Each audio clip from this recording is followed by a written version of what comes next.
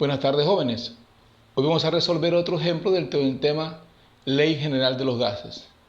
En este caso tenemos un problema donde nos dice que en un recipiente contiene 21.6 kilogramos de una muestra de nitrógeno a una presión absoluta de 3.85 atmósferas. Y nos pregunta, ¿cuál será la presión si el nitrógeno es reemplazado por la misma masa de dióxido de carbono a la misma temperatura? Para resolver este problema tenemos que usar la expresión de la Ley General de los Gases, que nos dice que la presión absoluta por el volumen es igual al número de moles por la constante universal de los gases por la temperatura absoluta que se encuentra en la muestra.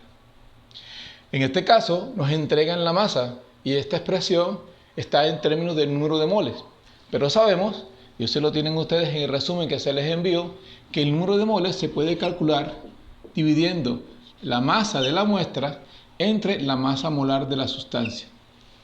Entonces, aquí tenemos 21.6 kilogramos de nitrógeno. El nitrógeno tiene una masa molar de 14 gramos por mol, pero aquí el nitrógeno se presenta como una molécula de 2 átomos del nitrógeno. Entonces, la masa molar del nitrógeno sería 28 gramos por mol.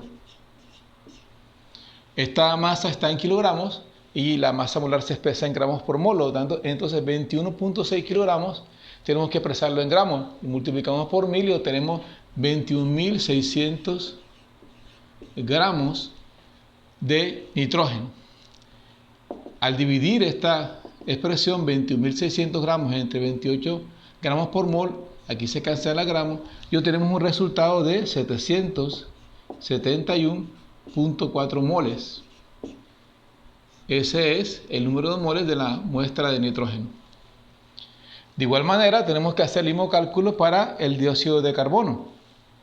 El dióxido de carbono es una molécula formada por un átomo de carbono y una molécula de oxígeno, de 2 átomos de oxígeno. El oxígeno tiene una masa molar de 16 gramos por mol, a multiplicarlo por 2 sería 32. Y la masa molar del carbono es 12. 32 más 12 serían 44. Entonces, el número de moles del dióxido de carbono, si aplicamos esta ecuación, sería la masa molar abajo, sería 44 gramos por mol. Y como el ejercicio nos dice que tiene la misma masa que contenía la muestra de nitrógeno, aquí también arriba es 21.600 gramos.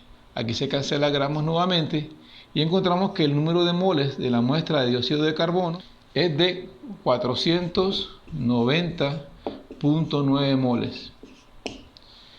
Ya conocida esta expresión, podemos entonces mirar qué es lo que sucede aquí. Acá nos dice que el proceso se hace con una temperatura constante, la temperatura no cambia. Por lo tanto, si despejamos la temperatura aquí en esta expresión, ¿qué tenemos?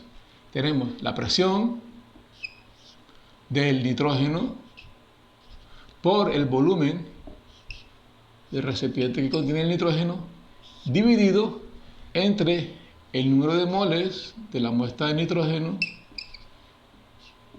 por la constante universal.